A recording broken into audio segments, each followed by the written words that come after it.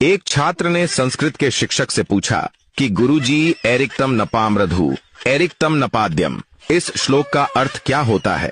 गुरुजी ने यह श्लोक सभी संस्कृत की पुस्तकों एवं ग्रंथों में खूब ढूंढा। सभी संस्कृत के जाताओं से भी इस श्लोक का अर्थ पूछा। खूब मेहनत की, रात दिन एक कर दिए, लेकिन कहीं भी इसका अर्थ उन्हें नहीं मिला। लेकिन छात्र उनसे बार बार यही प्रश्न पूछता। अब तो गुरुजी छात्र को देखकर अपना रास्ता ही बदल देते थे।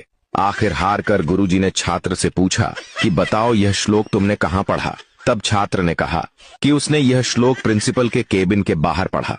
गुरुजी उसे तत्काल प्रिंसिपल के केबिन की ओर ले गए। वहां छात्र ने उन्हें वह श्लोक कांच के गेट पर लिखा हुआ दिखाया।